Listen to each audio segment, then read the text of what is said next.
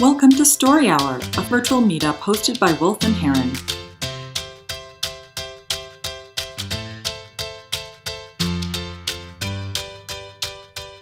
My boss wants to speak to you one-on-one.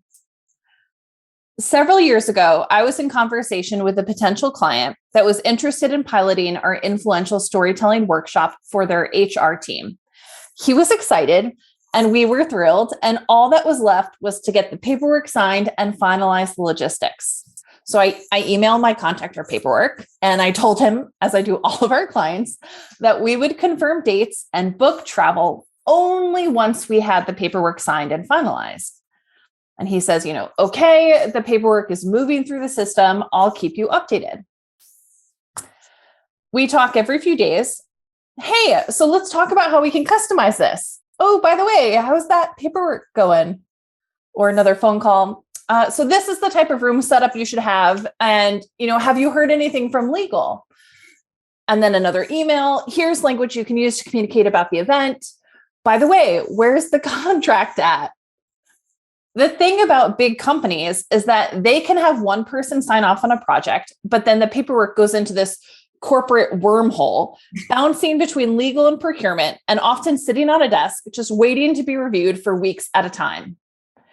Meanwhile, at this stage for us in our business, every contract has a massive impact on our ability to operate, and we're on the hook for all the upfront costs of airfare, hotel, etc.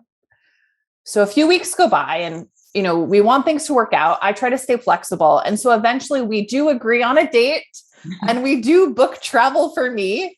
And then I'm really watching the time pass day after day, and we still don't have a signature and we still don't have finalized paperwork. I wake up, I check my email. I'm hoping to see something in my inbox again and again every day that passes, wondering if something is going to get caught up in legal, or maybe they'll have a priority shift and it won't get approved. It's like this growing storm cloud just looming over my shoulder until the point that it's Friday before Monday's event, and I still don't have a signature. I'm torn up because this is not supposed to happen. What do I do? What is the right thing to do? So I phone a friend, right? I call Stephanie and I talk about it, and I eventually do decide to cancel my flight. And very quickly, to rip the Band-Aid off, I let the client know. Early the next week, he and I are on the phone, and he apologized. He felt bad that things were so slow to progress.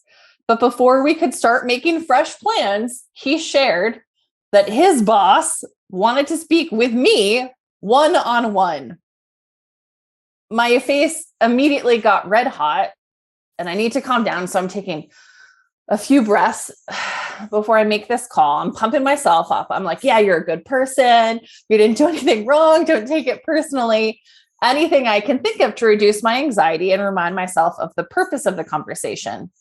Okay, what do I want out of this phone call? It is not all about me and my feelings. I want to get the contract signed, and I want another date scheduled, preferably in that order. So I call. The boss picks up, and he shares that when he heard that I had canceled, he was fuming. He says he can't believe I canceled like that. Don't you know we're good for it?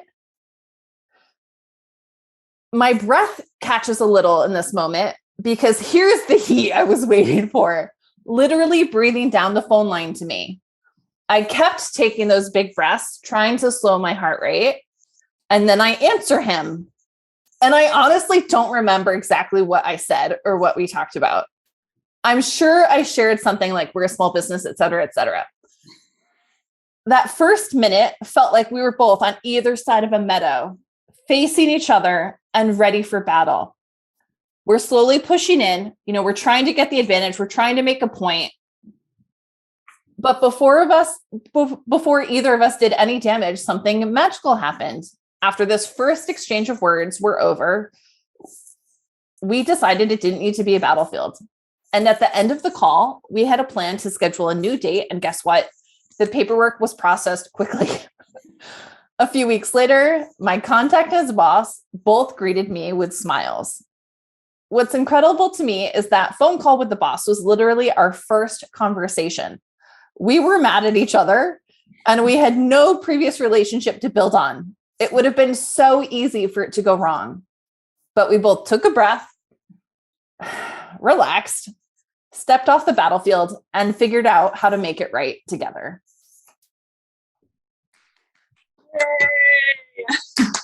Thank you, Kara. Okay, I will drop into the chat your time. And to get started, let's just open with what really worked about that story. What was great? What should Kara hold on to?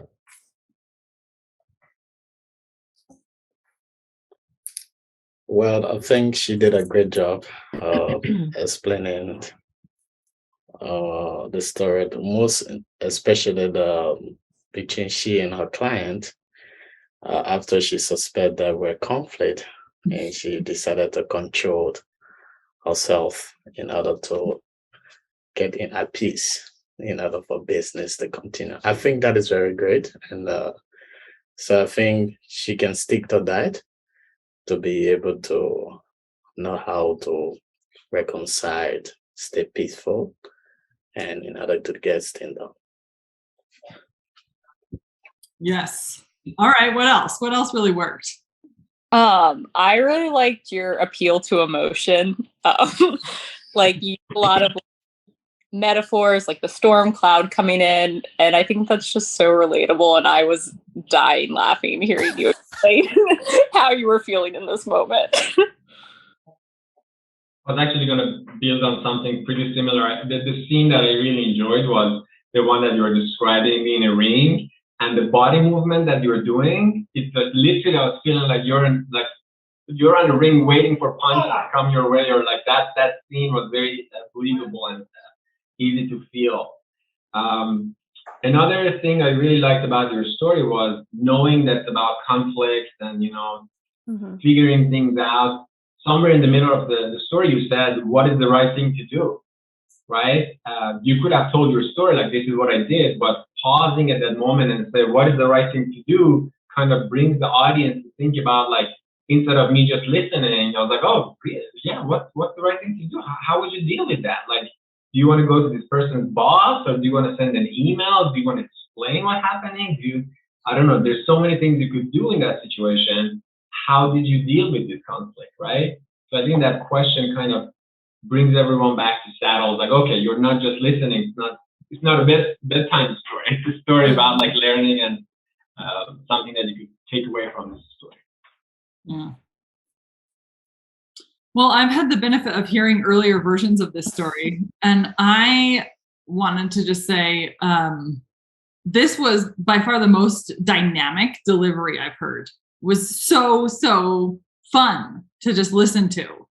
And I was, and maybe it's also because it's the first time I've seen you do it on video. Every other version was over the phone. So this is, it was really fun. I was in it. I was totally in it. I was, your language actually was the most approachable and colloquial. And it was like, there was just your body and your facial expressions and everything. It was like all fully engaged, and that made it quite fun to be a participant in. Thanks. What I loved about it was how relatable it was. I mean, we've all been there with the client who's on the fence and who won't call back, or, completely relatable. Completely relatable. Okay, what about things that Kara can experiment with?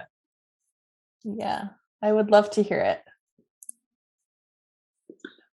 I'll say one of the things that was hard, and I wonder if it was hard for Bart too, and Abednego, I don't know what your story is about yet, but something about when like we're talking about conflict and it's a conversation, and you do want to be as detailed as possible in terms of some of the minutia, but you all, like, I don't have perfect memory about it. So it's like trying to scrape what are the interesting and true details to include to create enough of a picture that's meaningful was challenging about this prompt. Mm-hmm. I have two things to think about, just as experiments. Okay. One, you opened with a line that was definitely interesting and hooked me. my boss wants to speak to you one-on-one. And then you jumped into context right away. And I think actually what would have been an interesting experiment to try is for me to better understand how scary or like how dramatic that sentence is. Because there's 1,001 reasons why my boss wants to speak to you one-on-one, and I don't know that you're scared. And so I don't know if I'm supposed to feel scared or if you're like about to get a promotion. Like, and I don't know who's the one speaking, and so I'm like, so is it your boss who wants to it's like, I just had too many questions. Rather than being intellectually and emotionally hooked right away, I was more just kind of like, wait, what? So that sentence, I think it's a good opening, but it needs 2 or 3 more sentences of context around what this moment of drama is before you jump into context of the story. And then the other one, the metaphor of the meadow, I mean, it's really interesting because as soon as you said meadow, I started thinking of like deer. And for some reason, my head went to like Bambi and a wildfire. And Armand actually like changed it to the metaphor of like the boxing ring, which I think is actually probably a more appropriate metaphor. So I think, it's just something that I was kind of like, wait, what? A meadow? Like, that's just like, meadows make me think of, like pastoral sort of tranquility and picnics. It's funny. I was thinking like swords, like. Yeah, or like something a battlefield, right? But I think that's a great point. And I think it's actually really cool that your brain filled in for you. Armand, not Stephanie, what your brain filled in for you wasn't helpful, but the boxing ring, There was a language barrier element there, Kara. I just saw the movement. I was like, okay, that's like a ring and then conflict. But I don't know what is the matter. I was just Googling it. It worked. That shows you that there's some element of the delivery, like that gave the point better than saying meadow and saying battlefield, which is just really interesting. Yeah. Well, that also illustrates how kind of unimportant in a lot of ways the language is versus the delivery. Right? It's like the words you choose are less important than how you say it. And so we all understood what you were trying to go for, but it just felt like a weird, What else? Who else has thoughts, experiments that Kara could try? Maybe one quick, small suggestion. I think you did a fantastic job of setting the scene, explaining all components. I think at the moment when you were talking about that phone conversation, that how it could go wrong and, you don't remember what you said, it was kind of, I think if you would add a little bit more context in terms of how important that call was to you, what was the size of that contract? Like, would you go out of business if you couldn't get that contract? Like, kind of building up a little bit more into how important that was, right? Was it like a small contract or was it something really fundamental that would open up a lot of other opportunities for you? So you could say, like, I've been working on this for 6 months. The client was very strategic because if you would get them, then we would have these other businesses, or we are behind in our, finances. You really needed the money. Kind of showing that was not just an easy call that, okay, whatever, it didn't go through, right? Like one of those clients that it didn't work. But if it was a very important call, it would kind of make the weight of this decision and call even more pronounced, I would say. Yeah, thanks. Another thought from anyone?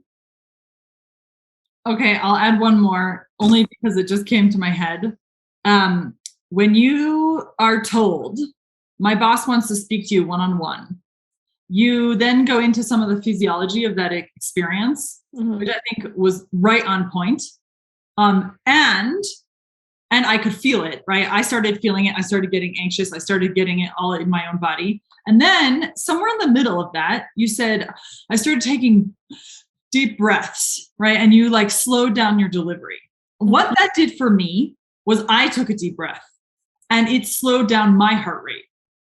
And I don't think that's actually what you want your audience to feel until you've gotten past the initial minute of conversation with your boss, with the boss, right? It's almost like you want your audience to feel that anxiety, and maybe there's something about like your tool set of dealing with it and communicating your use of that tool set actually made me feel less anxious. Right. Which was sort of a weird thing for me to notice because I took a breath and immediately felt my whole inside just kind of calm a little. And I was like, wait, should I be feeling that way right now? Like, no, I'm supposed to be feeling anxious. So something sort of interesting because I think like you're choosing to talk about how you're using this tool set to illustrate the anxiety. Yeah. And yet at the same time, it's like by using that tool set, I'm not as anxious. Maybe just save it for later. Yeah. Is what I'm hearing from you. I think so. I'm like, going to make take the breath after you notice that the boss is also not in it to win it. Right. And you'd be like, okay, like I can maybe breathe here. Thanks everyone for your thoughts. Visit wolfandheron.com to find out more about our story hours.